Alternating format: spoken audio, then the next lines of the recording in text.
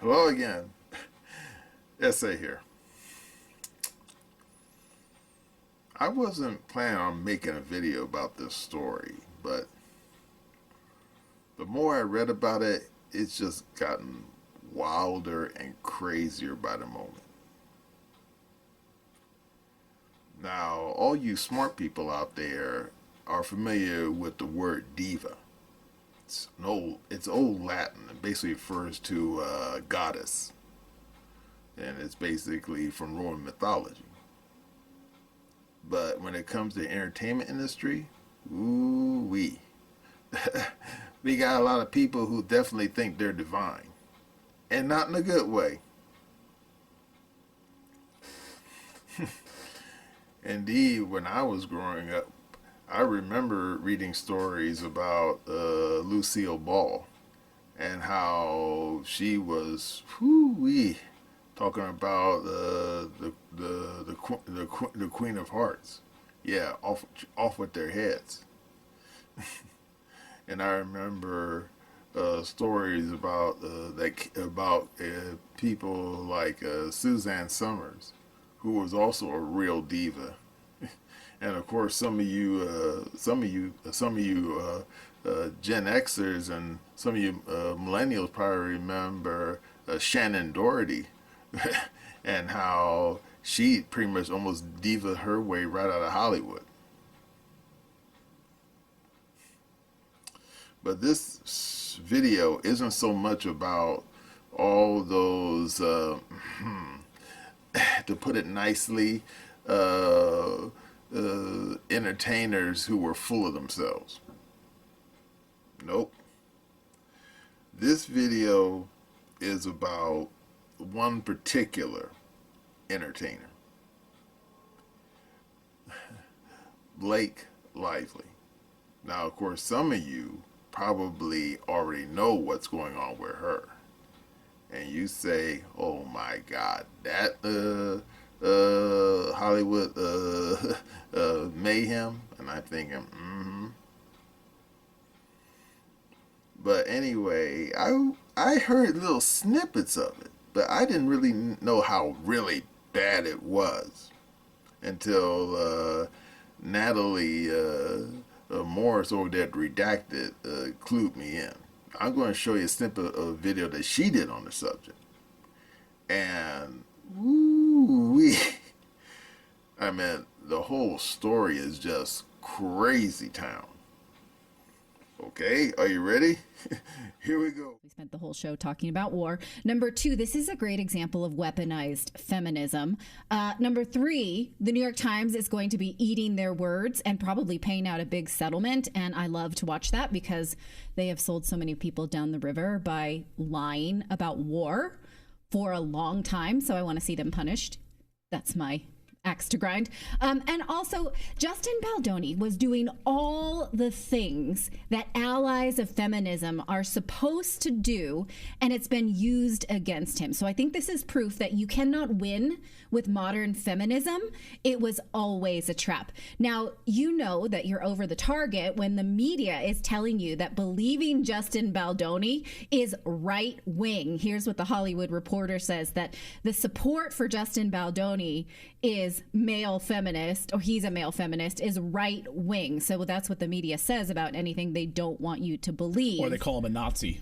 So when you see that, you need to pick up a shovel and dig. And if we do that, a lot of the feminist narrative that the media loves begins to unravel. So here's the Cliff's Notes. Okay, so Justin Baldoni made a whole brand about being an ally for feminists, for women. He had a TED Talk about being a male feminist. He has a podcast. He raised a lot of money to make a movie about this book called It Ends With Us. The book is about domestic abuse, and since he is not an A-lister, he needed a big star to star in the film, and he cast Blake Lively, probably the biggest regret of his life. She basically steamrolled the project. She reportedly did not read the book, which is a cardinal sin in my book, but she wanted to change a lot. She wanted to change the script. She wanted to change the wardrobe. If Baldoni pushed back at all, she acted like a brat and told him, hey, my husband's Ryan Reynolds. He likes these changes. My best friend's Taylor Swift. She likes these changes. And if you don't agree with this, she called herself Khaleesi, the mother of dragons from Game of Thrones, then my dragons, A-list celebrities, are gonna steamroll you so you can't go up against me. She basically smothered him with a celebrity A-list pillow. Can we also say that he was the director of this film? He's the director, right? So he got to call the shots. Starring in it, and he's the director. His film company raised the money, but then she is steamrolling it with her gravitas, I suppose. Her celebrity. And saying, I need these things to be changed. Now, the Hollywood strike stopped their production, and before they went back to work when Hollywood resumed, she sent a 17-point memo with conditions that must be met or else she was not going to return to work. And it allowed her to change the protocol for things like filming nudes or intimate scenes or whatever, even though a lot of that had been preordained, and there's proof that he had already done a lot of this. But it was also kind of, you know, green M&M writer type stuff, like no one must touch me or hug me like this. No physical touching of Lively, including hugging, or comments on her physical appearance except in connection with the character, not to Lively personally. So you must not say, I like that lipstick. You must not give her a hug. You must not shake her hand. I guess you could still look at her. Who is a celebrity that you weren't supposed to even look at them on set? Was it Julia Roberts? That kind of stuff. Anyway.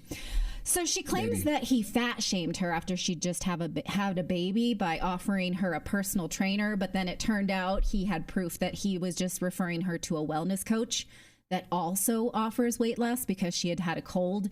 She claims that he fat shamed her by asking how much she weighs, but he says, I had a bad back and there's a scene where I pick you up, so I just needed to know. So she claims that he walked in on her while she was nursing the baby. He has text messages showing that she invited him into her trailer while she was pumping.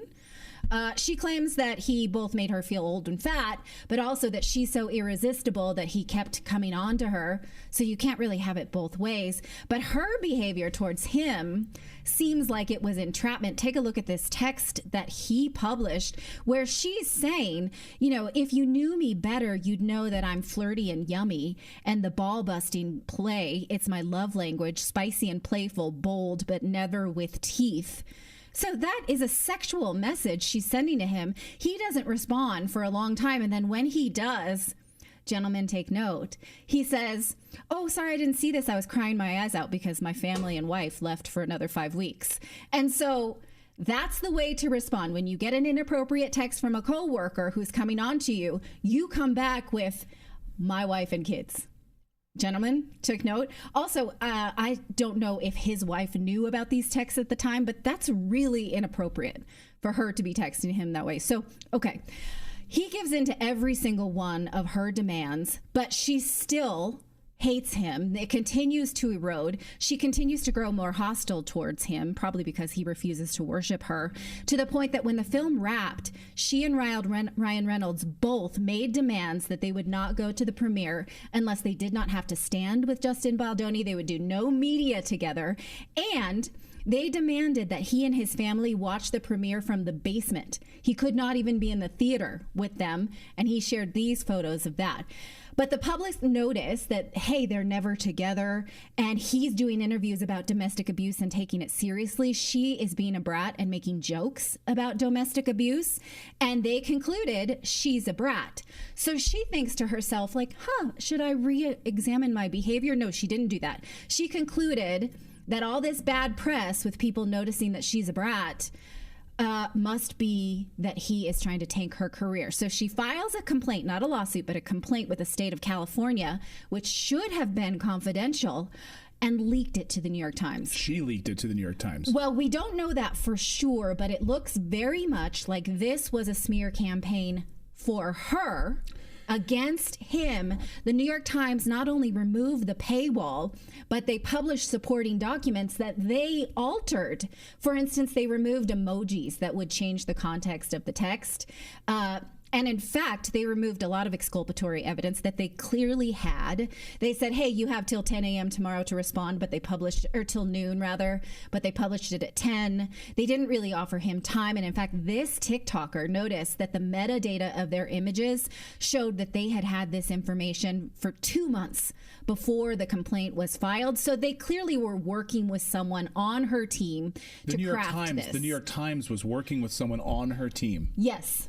That's the bombshell, right? Surprising that the New York Times was acting not as a reporter, but as a co-conspirator in this defamation This is why case. No one trusts the media. Right. So he's suing them, obviously, since they're propagandists, and I hope they eat doo-doo on this. I really do. Now, people again wondered, why would she file this complaint if she thinks she's harassed? Why wouldn't she litigate?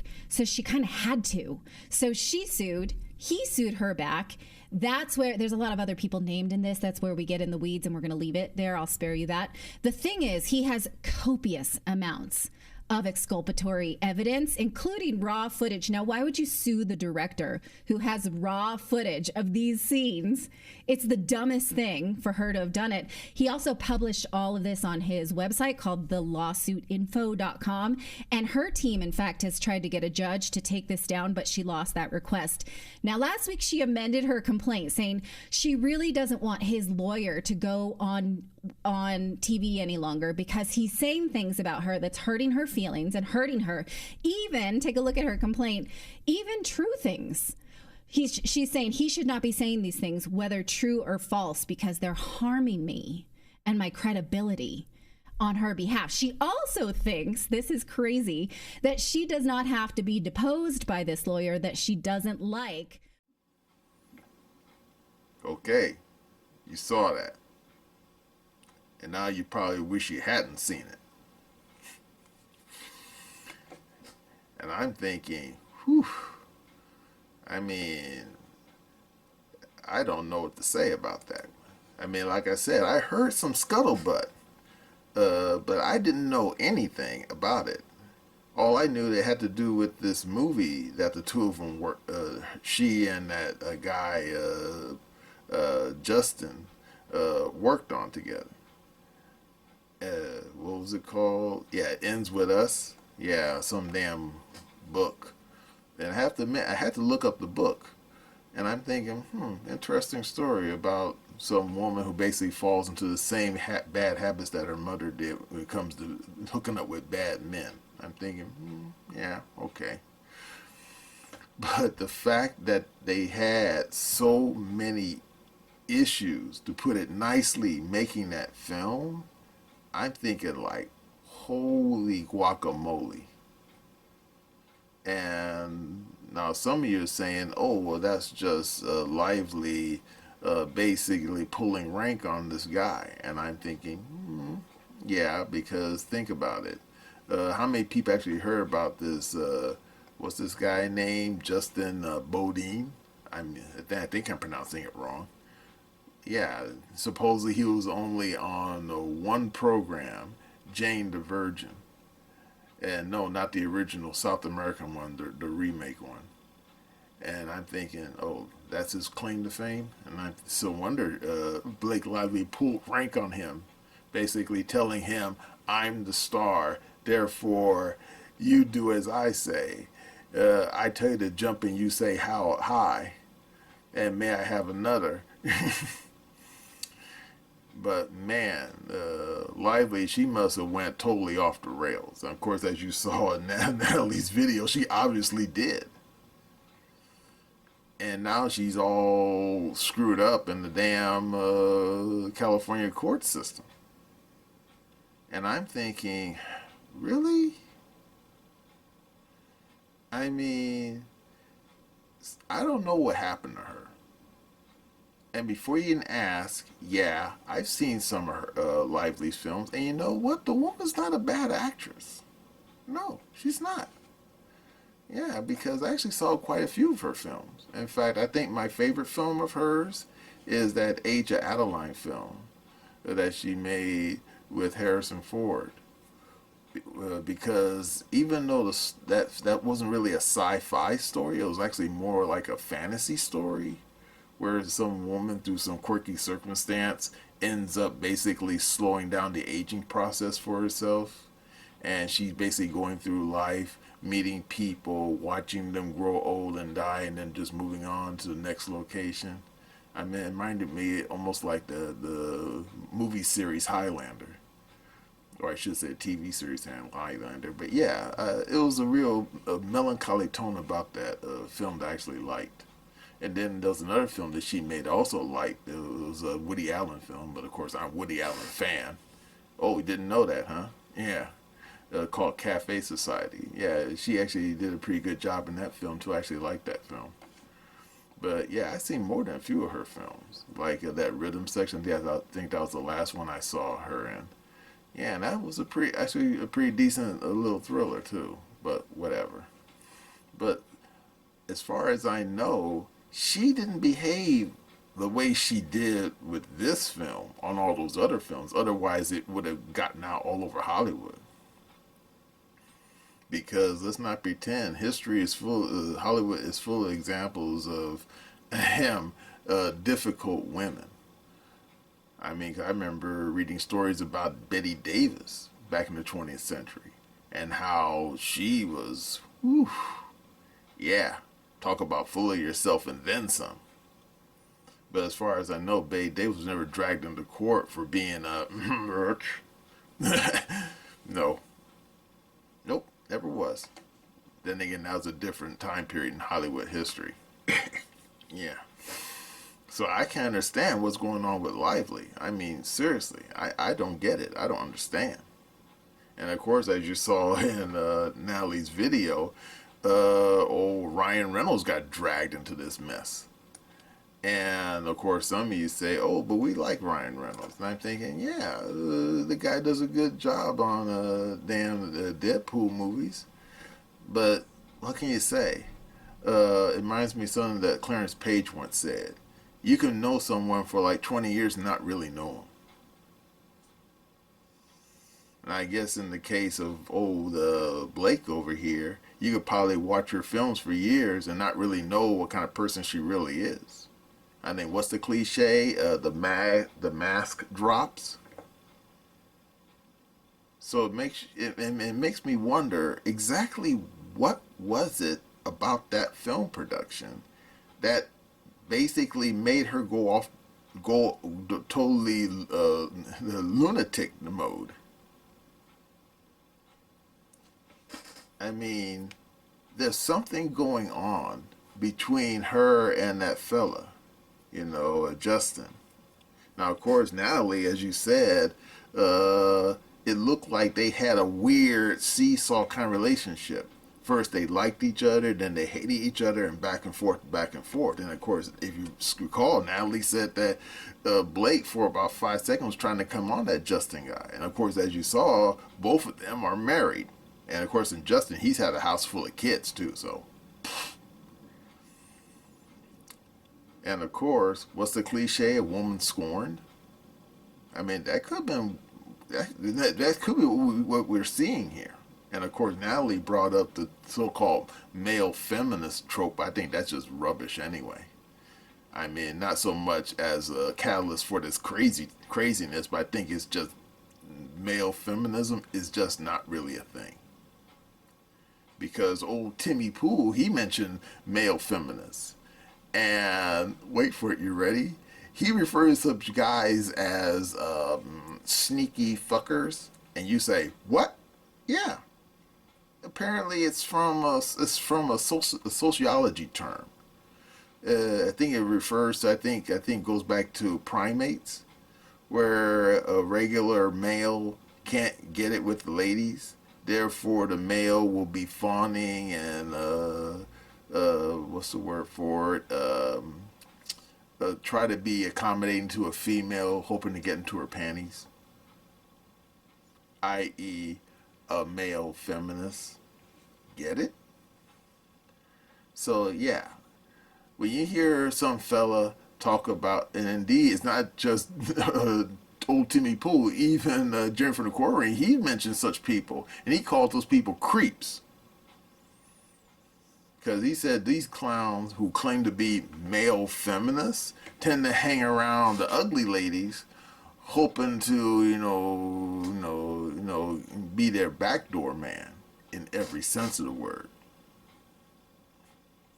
But in the case of this Justin guy, apparently he had no issue getting ladies. I mean, like I said, he had a house full of kids.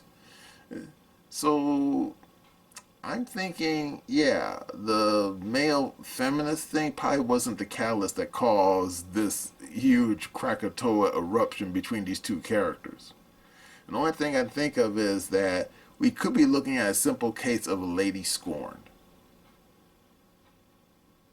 And I'm thinking, yeah. But then the fact that it got so crazy and out of hand, now both of them are in the courts suing each other. I'm thinking, I think old Blake probably bit off more than she can chew, and she doesn't have the common courtesy to say, okay, this damn mess I started, I'm not able to back my way out of it. And I'm thinking, yeah. In fact, and of course, how this court case is going to turn out, oh God, it's anybody's guess. Because I don't think old Blake has the common sense to just simply settle out of court. To say, okay, I'm sorry, I didn't mean to blow my top, and can we just kiss and make up, maybe not kiss and make up, but just make up. Yeah, I don't think I don't know if she has the gravitas to just simply admit that she went crazy and she shouldn't have done so. No. And that's a shame too, because let's not pretend, the woman is a good actress. In fact, as far as these this current generation of females, she's actually one of the better ones. Yeah, she is. And I think that when this damn mess wraps up in the courts or outside the courts, I think her reputation is going to be dented for a very long time. And of course, as you saw in Natalie's video, apparently I think she's already coming to that realization. And I'm thinking, yep. Well, all I can say is that hopefully she won't end up like Amber Heard, totally banished from Hollywood. Because when these things get into the court systems and you start talking about lawyers and judges, you have no idea what might come out in open court. Yeah. Just a quick reminder to all of you that my short story, The White Cat, is still available on Substack. The links are down below in the description. Join Margot Thompson, a beautiful stage actress and recent widow who finds salvation in the form of a white cat during a night of terror. And while you're looking up my oddball thriller, my book series, Glitch, is still available on Amazon, Barnes & Noble, and other bookstores. The links are down below in the description. Join Ike and Sandra, a reluctant jewel thief and a kidnapped teen model who are on the run from the law across the American Southwest.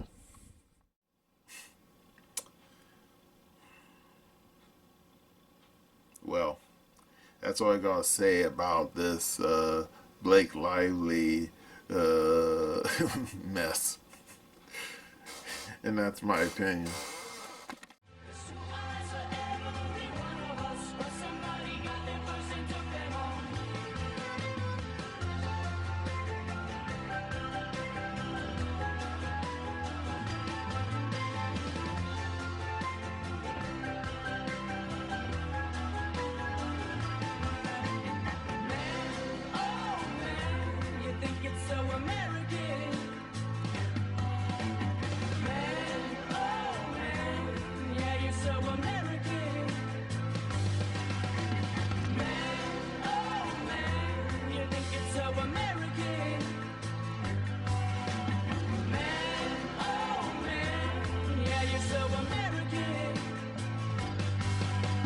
So